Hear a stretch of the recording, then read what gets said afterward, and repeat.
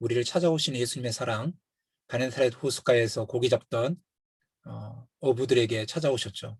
그들은 밤이 맞도록 수고했지만 열매를 얻지 못했습니다. 그리고 주님을 만나게 되었죠. 그 전에 몇 번 주님을 만났었습니다. 그리고 그렇지만 그들은 일상의 삶을 살아야 됐기 때문에 고기 잡으러 갔었죠. 그리고 주의 말씀을 들었고 배에 그물을 다 씻고 다음 이제 이렇게 고기를 잡기 위해서 준비가 다 끝난 상태였는데 상식을 뛰어넘어서 말씀을 다 마치신 이후에 주님 말씀하셨죠. 깊은 데로 가서 그물을 내려라. 이렇게. 밤이 맞도록 수고하여 잡힌 것이 없지만은 말씀에 의지하여 그물을 내리겠습니다. 순종했죠. 그리고 그물이 가득 채워지는 은혜를 경험했습니다. 자기의 삶이 너무 연약하고 부끄러워 보였습니다. 초라해 보였습니다. 너무 크신 주님 앞에 섰기 때문에 저는 죄인입니다. 저를 떠나십시오라고 말했던 그 베드로를 향해서 주님은 말씀해 주셨습니다. 나를 따르라. 네가 이후로는 사람을 취하리라. 사람을 낚는 어부가 될 것이다. 또 fish for people. 사람들을 위한 영양을 공급하는 물고기가 될 거야. 이렇게 축복해 주셨죠. 그리고 그 이후에 그의 삶은 도시로 나가서 많은 사람들을 영양을 공급하는 물고기, 사람을 낚는 어부가 되었습니다. 지난주 메시지였습니다. 오늘은 세리 마태를 찾아오시는 주님을 보려고 합니다. 27절 말씀을 볼까요? 그 후에 예수께서 나가사 레이라 하는 세리가 세간에 앉아 있는 것을 보시고 나를 따르라 하시니 아주 간단하게 누가복음도 그렇고 마태복음도 그렇고 마가복음도 그렇고 예수님이 세리 마태를 부르는 장면은 아주 짧습니다. 그 후에 예수께서 나가서 레이라 하는 세리가 세간에 앉아 있는 것을 보시고, 오늘 제목을 슬기로운 세리 생활이라고 했는데요. 세리. 여러분 세리에 대한 느낌이 어떠세요? 주일학교 생활을 해봤다면 세리, 나쁜 놈 이렇게 생각했을 거예요. 우리 같으면 식민지 체제 안에서 그 로마에 이렇게 순종한, 우리 같으면 일제의 앞잡이 뭐 이런 것이 될 수 있습니다. 세리는 로마 제국은 식민지 세금 징수를 위해서 식민지 백성 중에서 세금 징수원을 고용했습니다. 이 세리들은 개인적인 착복을 위하여 로마 정부가 요구하는 것보다 더 많은 세금을 부과할 수 있었고 실제로 그렇게 하고 있다는 의심을 받고 있었습니다. 이런 점에서 세리들은 부정직한 사람들의 대명사로 통용되었습니다. 세리하면 부정직한 사람들, 또한 그들은 로마 정부에 협조하는 반역적인 사람들, 그러니까 부정직한 사람들, 반역적인 사람들, 매국노 이런 거죠. 그들의 일의 본질과 이방인들과의 잦은 접촉으로 인하여 세리들은 정결법에 충실한 유대인들에게는 부정한 사람들, 죄인, 상종 못할 인간 이렇게 취급되었습니다. 그런데 주님은 이 세리를 찾아오신 것입니다. 우리 같으면 이런 사람 찾아가야 하잖아요. 바리새인, 서기관, 건강한 자, 의인, 자칭 의인들. 누가복음 19장에 자기를 의롭다 믿고 다른 사람을 멸시하는 자들. 이건 조금 뉘앙스가 다르지만은 그 의인, 이런 사람들, 건강한 사람, 그래야지 제자화가 빨리 되지 않을까요?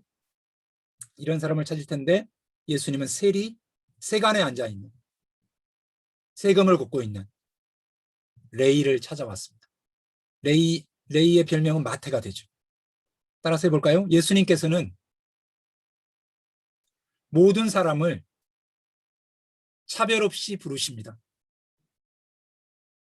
그러니까 한마디로 말해서 예수님의 부르심에는 차별이 없습니다. 예수님은 어떤 사람을 부르시는가? 고난받는 사람, 병든 자, 목마른 자, 무엇인가 삶의 변화를 꿈꾸는 자를 부르십니다. 죄인을 부르십니다. 부정한 사람, 반역적인 사람, 부정직한 사람인데 그를 찾아오십니다. 예수님의 제자들을 한번 생각해 봅시다. 누구나 완벽하지 않고 예외 없이 모든 죄인이었다는 사실을 우리가 기억할 필요가 있습니다. 우리는 이런 사실을 종종 잊어버리죠. 훌륭한 모습만 기억합니다. 마태복음을 썼잖아. 베드로 사도였지. 그렇지만 그들의 시작은 그렇게 녹록지 않았습니다. 레이는 평판이 좋지 않았습니다. 세간에 앉아 있었죠. 그 당시에 보편적인 평판은 부정직한 사람, 반역적인 사람, 부정한 사람, 죄인으로 취급받았습니다. 예수님이 세우신 리더들을 한번 생각해 볼까요? 우리처럼 그들도 배워야 할 것이 많이 있었습니다. 핵심적인 리더, 우리가 지난주 살펴봤던 베드로, 입을 다스리는 것에 문제가 있었고 모순덩어리였습니다. 그의 형제 안드레는 조용히 뒤에 있는 성격이었죠. 야고보와 요한은 우리의 아들들이라는 별명처럼 드세고 야심적이고 간용을 몰랐습니다.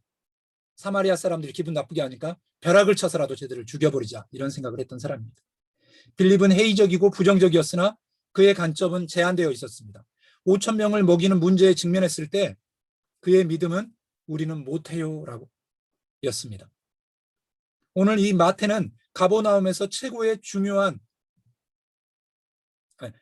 증오의 대상이었습니다. 무고한 백성을 착취하는 직업을 가졌기 때문입니다. 그러나 그들 대부분은 한 가지 큰 장점을 가졌는데 그것은 바로 기꺼이 하겠다는 자원하는 마음을 갖고 있었습니다. 나를 따르라 하시니 28절 같이 읽어볼까요? 시작. 그가 모든 것을 버리고 일어나 따르니라. 이 제자들의 장점이 하나 있다면 그 즉시로 그분을 따랐다는 것입니다. 그의 인생 가운데 찾아오신 주님. 약점과 한계를 가지고 있었고 평판도 좋지 않았고 어떤 사람 평판이 좋을 수도 있고 그냥 무명의 사람들일 수 있는데 예수님이 보시고 따르라고 말했을 때 따르기로 결심했습니다.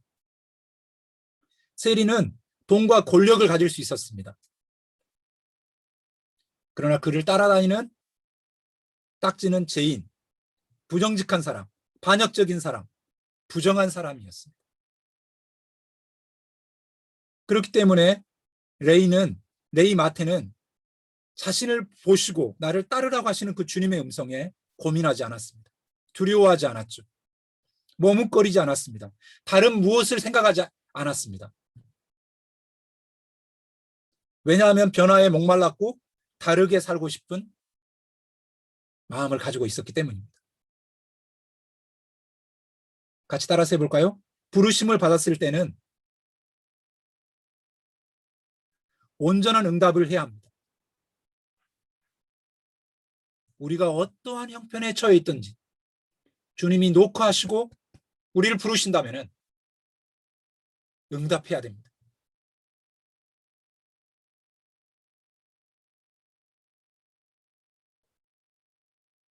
그러면 우리의 삶이 달라지기 시작합니다. 그 다음에 보면 레이가 예수를 위하여 자기 집에서 큰 잔치를 하니 세리와 다른 사람이 많이 함께 앉아 있는지라. 예수를 위해서 자기 집에서 큰 잔치를 베풀었습니다.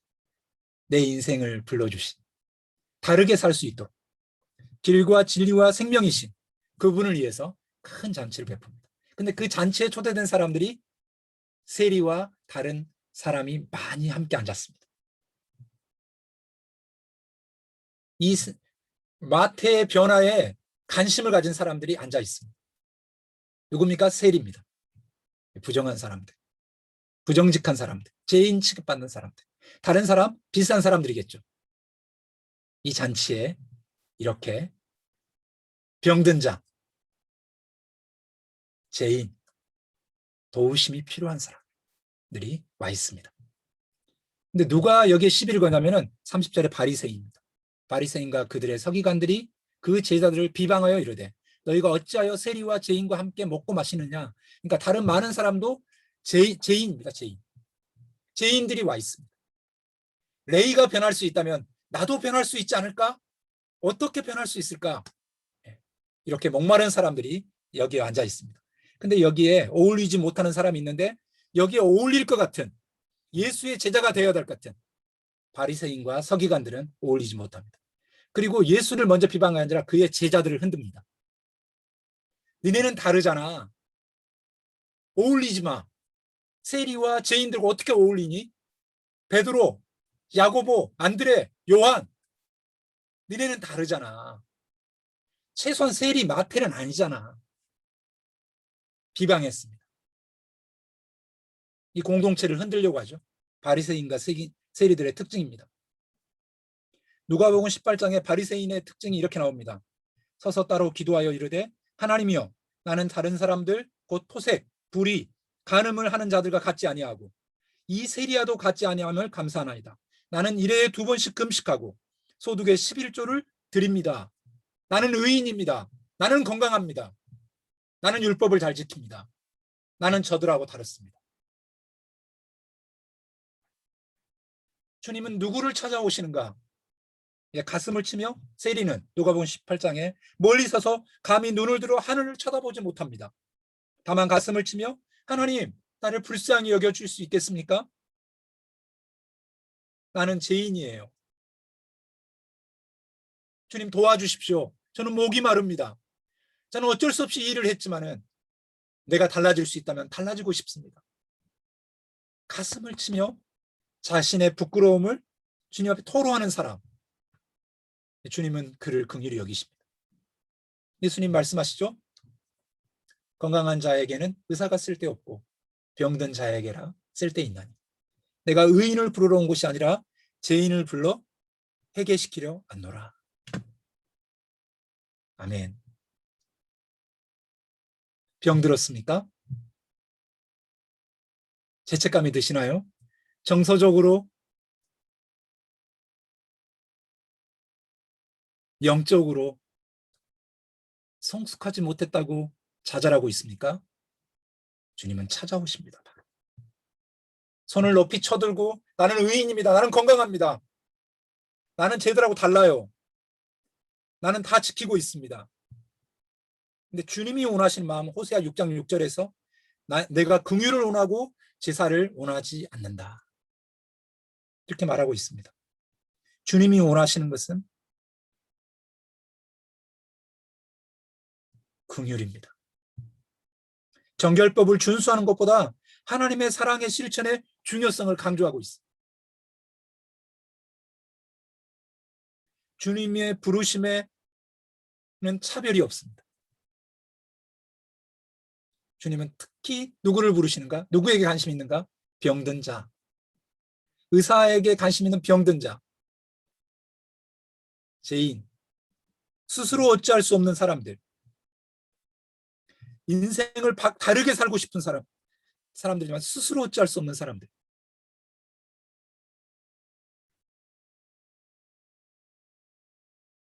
이대로는 안 되겠다. 나는 주님이 필요합니다. 가슴을 치는 사람들. 난 주님 달라요. 나 쟤네들하고 달라요. 지금 현대 우리의 크리스찬들에게 예수는 만났지만은 구원을 얻었느냐 못 얻느냐를 말하는 게 아니라 주님을 만났다고 말하면서 주님의 마음이 없는 사람들을 향해서 오늘 이 말씀은 필요합니다. 슬기로운 세리 생활. 그는 부정한 사람들의 대명사였고 매국노였고 죄인 취급받았고 그렇지만 그는 왜 슬기롭습니까? 예수의 부르심에 긍휼을 원하시는 그 주님 앞에 삶을 드렸기 때문입니다. 그리고 혼자만 믿고 그냥 주저앉아 있는 게 아니라 그는 주저함 없이 예수님께 잔치를 베풀었습니다. 그리고 세리들을 불렀죠. 죄인들을 불렀습니다. 예수의 마음 아닙니까? 예수님은 죄리와 세인들의 친구 아니에요? 마태는 그런 삶을 지금 살아내고 있습니다.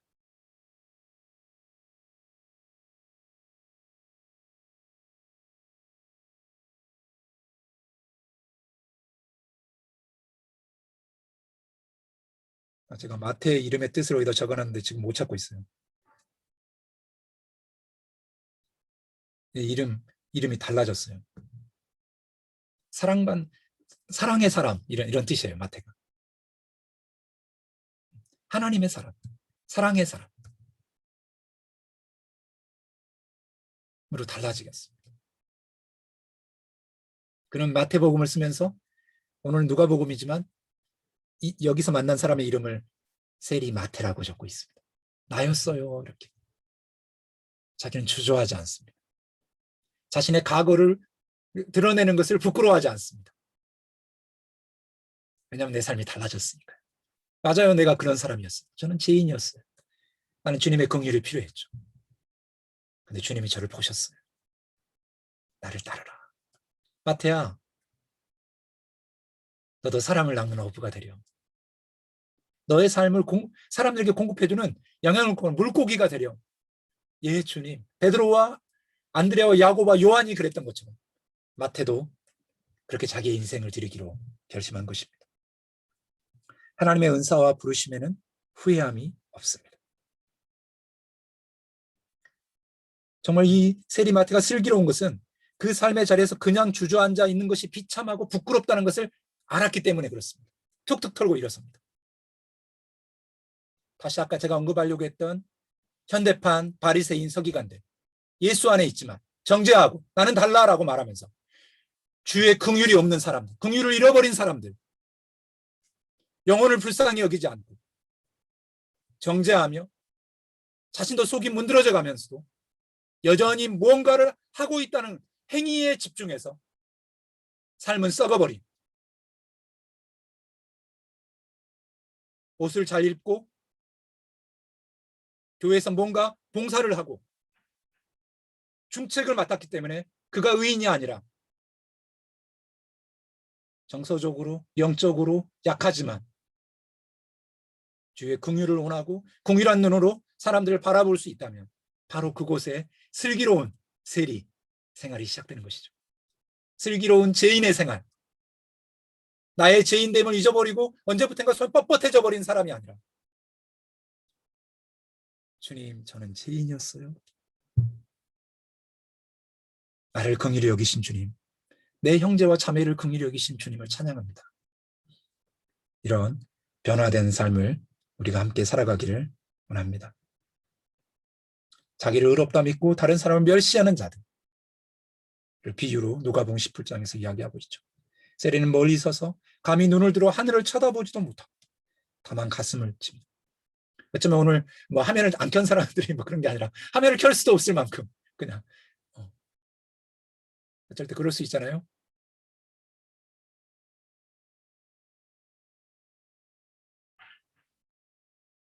나설 수가 없는 거예요.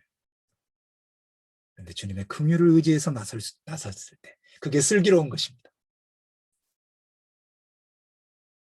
넘어졌잖아요. 보시고 계시고 그래도 따라라고 말씀하시는 그분 앞에 손을 내미는 것입니다. 아멘. 그리고 내 삶을 열어 보이는 것입니다. 여러분이 할 수 있는 그 무엇인가를 주님을 향해서 또 다른 세리와 죄인들을 향해서 내 삶에 찾아오신 주님이 나를 부르고 계십니다. 용기를 내십시오 라고 말할 수 있다면 우리의 삶은 놀라운 새로운 공동체를 향해 갈 수 있죠. 깨끗함이 때문에 모인 게 아니라 깨끗하기 위해서 모인 거죠. 주의 긍휼을 힘입기 위해서 모인 거죠. 이미 긍휼을 다 얻었기 때문에 모인 게 아니라 그분이 여전히 나를 긍휼히 여기신다고 믿고 그런 긍휼히 여겨주시는 내 형제와 자매 앞에 내 마음을 같이 드릴 때 주님은 우리에게 놀라운 새로운 일을 행하십니다.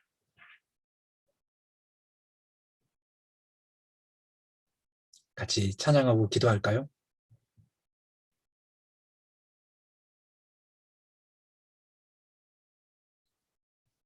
우리를 찾아오신 주님을 기억하면서 같이 기도합시다.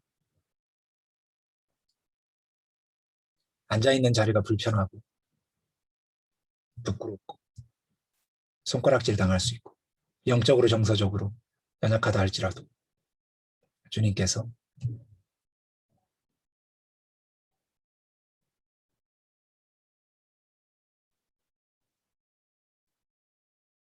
우리에게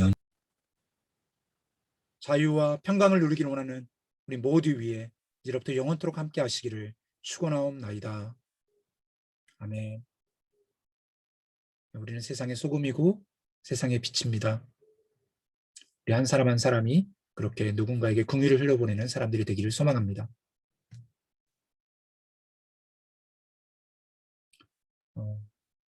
주일 예배 저도 가끔 잊어버리는데 이 헌금 안내해 보시고 우리가 드릴 수 있는 기쁨이 있기를 원합니다. 또 드려진 것이 아름답게 쓰여지기를 소망합니다. 광고 및 나눔입니다. 오늘의 그림 컷입니다. 홀로 있기는 내적 충만입니다. 내적 홀로 있기는 혼자 있을 수 있는 자유가 있습니다. 그것은 사람들에게 떠나 있기 이함이 아니라 하나님의 세미한 음성을 보다 더 잘 듣기 이함입니다. 혼자 있을 수 있는 곳으로 잠시 시간을 내어 보십시오. 상상 그 이상의 만족이 있을 것입니다. 의자는 비어 있습니다. 당신을 기다리죠. 아름다운 곳에서 정말 주님과 함께 여러분의 삶을 돌아보는 귀한 시간이 있기를 축복합니다. 그러면 오늘